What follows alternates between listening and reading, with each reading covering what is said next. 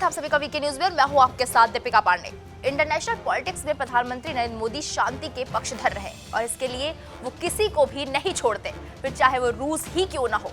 हाल ही में उन्होंने SCO summit के पुतिन को पूरी दुनिया के सामने युद्ध को लेकर उपदेश देते हुए शांति की राह चुनने की सलाह दी थी। लेकिन ताजा मामले में भारत ने इस बार नॉर्थ कोरिया की हरकतों पर कड़ा ऐतराज जताया है। वैसे आपको पता होगा कि नॉर्थ कोरिया ने एक मध्यम दूरी की बैलिस्टिक मिसाइल का परीक्षण किया था, जो जापान के ऊपर से होते हुए प्रशांत महासागर में जाकर गिरी थी। और ऐसा माना जा रहा है कि उत्तर कोरिया की तरफ से ये तैयारी अमेरिका के सहयोगी देशों को निशाना बनाने के लिए की जा रही है।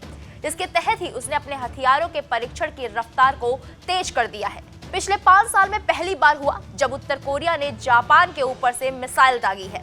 खास बात यह है कि 25 सितंबर के बाद से उत्तर कोरिया 7 बार बैलिस्टिक मिसाइल लॉन्च कर चुका है और उत्तर कोरिया के इस लॉन्च के बाद भारत ने उसकी निंदा की है। भारत ने कहा है ये प्रक्षेपण क्षेत्र और उससे आगे की शांति और सुरक्षा को प्रभावित कर सकता है।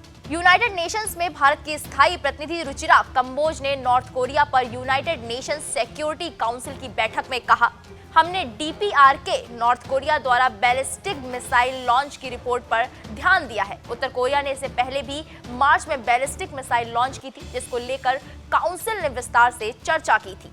बता दें कि भारत के अलावा उत्तर कोरिया की निंदा करने वालों में अमेरिका, ब्रिटेन, फ्रांस भी शामिल थे। इसके अलावा भारत उस ज्वाइंट स्टेटमेंट का भी हिस्सा था जिसमें कहा गया है ये प्रक्षेपण सुरक्षा परिषद के कई प्रस्तावों का उल्लंघन करते हैं और न केवल क्षेत्र के लिए बल्कि पूरे अंतर्राष्ट्रीय समुदाय के लिए खतरा है। ये ज्वाइंट स्टेटमेंट अमेरिकी राजदूत लिंडा थॉमस ग्रीनफील्ड ने Albania, Brazil, France, Ireland, Japan, Norway, दक्षिण कोरिया, संयुक्त अरब अमीरात, यूनाइटेड किंगडम और संयुक्त राज्य अमेरिका की ओर से दिया गया।